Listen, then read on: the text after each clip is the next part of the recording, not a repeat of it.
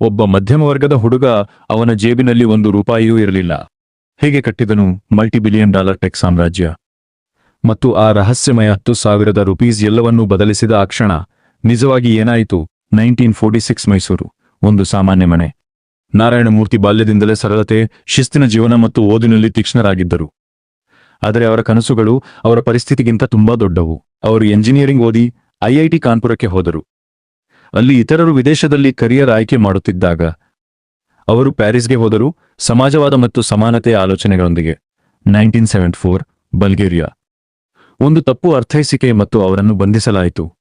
72 ಗಂಟೆಗಳ ಕಾಲ ಕತ್ತಲೆಯ ಕೋಣೆಯಲ್ಲಿ ಬಂಧನ. ಆಹಾರ ಇಲ್ಲ, ನೀರು ಇಲ್ಲ, ಬೆಳಕು ಇಲ್ಲ. ಆ ಮೌನದಲ್ಲಿ ಅವರ ಯೋಚನೆಯ ವಿಧಾನವೇ ಬದಲಾಯಿತು.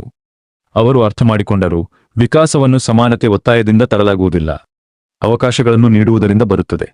ಭಾರತಕ್ಕೆ ಹಿಂದಿರುಗಿದ ನಂತರ ಪರಿಸ್ಥಿತಿ ಸುಲಭವಾಗಿರಲಿಲ್ಲ.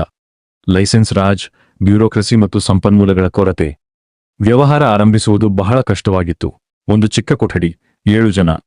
ಇಲ್ಲೇ ಹುಟ್ಟಿತು ಇನ್ಫೋಸಿಸ್ ಎಂಬ ಆಲೋಚನೆ. ಹಣ ಇಲ್ಲ, ಸೌಲಭ್ಯ ಇಲ್ಲ, ಮಾತ್ರ ಜ್ವಾಲೆ. ಪುಣೆಯ ಒಂದು ಸರಳ ಆಫೀಸ್. ಇಲ್ಲೇ ನಾರಾಯಣ ಮೂರ್ತಿ ಅವರ ಭೇಟಿಯಾದರೂ, ಸುಧಾ ಮೂರ್ತಿಯೊಂದಿಗೆ. ಒಬ್ಬ ಬುದ್ಧಿವಂತ, ಆತ್ಮವಿಶ್ವಾಸದ ಎಂಜಿನಿಯರ್. ಅವರ ಸಂಬಂಧ ಪ್ರೀತಿಯಿಂದ ಅಲ್ಲ, ಆಲೋಚನೆಗಳಿಂದ ಆರಂಭವಾಯಿತು. ಸಮಾಜ, ತಂತ್ರಜ್ಞಾನ ಮತ್ತು ಭಾರತದ ಭವಿಷ್ಯದ ಬಗ್ಗೆ ದೀರ್ಘ ಚರ್ಚೆಗಳು. ಅವು ನಿಧಾನವಾಗಿ ಗಾಢವಾದ ಬಾಂಧವ್ಯವಾಗಿ ಮಾರ್ಪಟ್ಟವು. ಒಂದು ದಿನ ಮೂರ್ತಿ ಮದುವೆಯ ಪ್ರಸ್ತಾವನೆ ಇಟ್ಟರು, ಯಾವುದೇ ಭರವಸೆ ಇಲ್ಲದೆ, ಕೇವಲ ಹೋರಾಟ ಮತ್ತು ಅನಿಶ್ಚಿತತೆಯೊಂದಿಗೆ.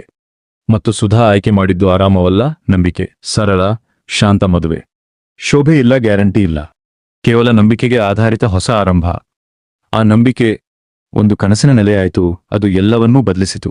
ಸುಧಾ ಮೂರ್ತಿ ತಮ್ಮ ₹10,000 ನೀಡಿದರು. ಒಂದು ಚಿಕ್ಕ ಹೆಜ್ಜೆ, ಆದರೆ ತುಂಬಾ ದೊಡ್ಡ ನಂಬಿಕೆ. ಇಲ್ಲಿಂದಲೇ ಕಂಪನಿಯ ನಿಜವಾದ ಆರಂಭ. ತಂಡ ಹೋರಾಟ ಮಾಡಿತು. ವೇತನ ಇಲ್ಲ, ಸ್ಥಿರತೆ ಇಲ್ಲ, ಕೇವಲ ಅನಿಶ್ಚಿತತೆ. ಭಯ ಇತ್ತು, ಆದರೆ ನಿಲ್ಲುವ ಪ್ರಶ್ನೆಯೇ ಇರಲಿಲ್ಲ. ಒಬ್ಬ ಪಾಲುದಾರ ಕಂಪನಿಯನ್ನು ಬಿಡಲು ಇಚ್ಛಿಸಿದರು. ಇತರರು ಡಗಮಗಿಸಿದರು. ಎಲ್ಲವೂ ಕುಸಿಯುವ ಹಂತಕ್ಕೆ ಬಂದಿತ್ತು. ಅಂದು ಮೂರ್ತಿ ಹೇಳಿದರು, ಎಲ್ಲರೂ ಹೋದರೂ ನಾನು ಒಬ್ಬನೇ ಇದನ್ನು ಮುಂದುವರಿಸುತ್ತೇನೆ. ಆ ಕ್ಷಣ ಭಯ ನಂಬಿಕೆಯಾಗಿ ಬಿಟ್ಟಿತು. ಇನ್ಫೋಸಿಸ್ ನಿಧಾನವಾಗಿ ಹಾರಾಟ ಪ್ರಾರಂಭಿಸಿತು. ಗ್ರಾಹಕರು ಸಿಕ್ಕರು, ನಂಬಿಕೆ ಬೆಳೆದಿತು ಮತ್ತು ಜಗತ್ತು ಗಮನಿಸಿತು. ಇನ್ಫೋಸಿಸ್ ನ್ಯಾಸ್ಡಾಕ್ನಲ್ಲಿ ಲಿಸ್ಟ್ ಆದ ಮೊದಲ ಭಾರತೀಯ ಕಂಪನಿಯಾಯಿತು.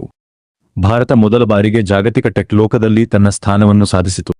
ಇನ್ಫೋಸಿಸ್ ಸ್ಟಾಕ್ಸ್ ಉದ್ಯೋಗಿಗಳನ್ನು ಕೋಟ್ಯಧಿಪತಿಗಳನ್ನಾಗಿಸಿತು. ಒಂದು ಹೊಸ ಸಂಸ್ಕೃತಿ, ಸಹಭಾಗಿತ್ವದ ಯಶಸ್ಸು ಹುಟ್ಟಿತು. ಇಷ್ಟೊಂದು ಯಶಸ್ಸಿನ ನಂತರವೂ ಮೂರ್ತಿ ಸರಳತೆಯಲ್ಲೇ ಉಳಿದರು. ಅವರ 70 ಗಂಟೆಗಳ ಕೆಲಸ ಹೇಳಿಕೆ ದೇಶದಾದ್ಯಂತ ಚರ್ಚೆಯ ವಿಷಯವಾಯಿತು. ಇದು ಒಬ್ಬ ವ್ಯಕ್ತಿಯ ಕಥೆಯಲ್ಲ, ಒಂದು ಆಲೋಚನೆಯ ಕಥೆ, ಒಂದು ದೇಶದ ಗುರುತನ್ನೇ ಬದಲಿಸುವ ಶಕ್ತಿ.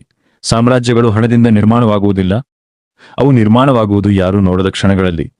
ಒಂದು ತಣ್ಣನೆಯ ಜೈಲಿನ ಕೋಣೆ, ನಿಶ್ಶಬ್ದವಾಗಿ ನೀಡಲಾದ ₹10,000. ಮತ್ತು ಆ ರಾತ್ರಿ ಎಲ್ಲರೂ ಆಲ್ಮೋಸ್ಟ್ ಸೋಲಲು ಬಂದಾಗ ಅವರ ಬಳಿ ಏನೂ ಇರಲಿಲ್ಲ. ಶಕ್ತಿ ಇಲ್ಲ, ಬೆಂಬಲ ಇಲ್ಲ, ಕೇವಲ ನಂಬಿಕೆ. ಏನೂ ಜೊತೆಯಾಗಿರಿದಾಗ ಆ ನಂಬಿಕೆ ಕೇವಲ ಒಂದು ಕಂಪನಿಯನ್ನು ಮಾತ್ರ ನಿರ್ಮಿಸಲಿಲ್ಲ, ಅದು ಭಾರತೀಯ ಮನಸ್ಸಿನಲ್ಲಿ ವಿಶ್ವಾಸ ಹುಟ್ಟಿಸಿತು. ಜಗತ್ತಿಗೆ ತೋರಿಸಿತು, ಟ್ಯಾಲೆಂಟ್ಗೆ ಅನುಮತಿ ಬೇಕಾಗುವುದಿಲ್ಲ. ಇಂದು ಲಕ್ಷಾಂತರ ಜನ ಕೋಡ್ ಬರೆಯುತ್ತಾರೆ, ಸ್ಟಾರ್ಟ್ಅಪ್ಗಳನ್ನು ನಿರ್ಮಿಸುತ್ತಾರೆ, ದೊಡ್ಡ ಕನಸುಗಳನ್ನು ಕಾಣುತ್ತಾರೆ. ಏಕೆಂದರೆ ಒಬ್ಬ ವ್ಯಕ್ತಿ ಅತ್ಯಂತ ಸುಲಭವಾಗಿದ್ದ ಸಮಯದಲ್ಲೂ ಸೋಲಲು ನಿರಾಕರಿಸಿದರು.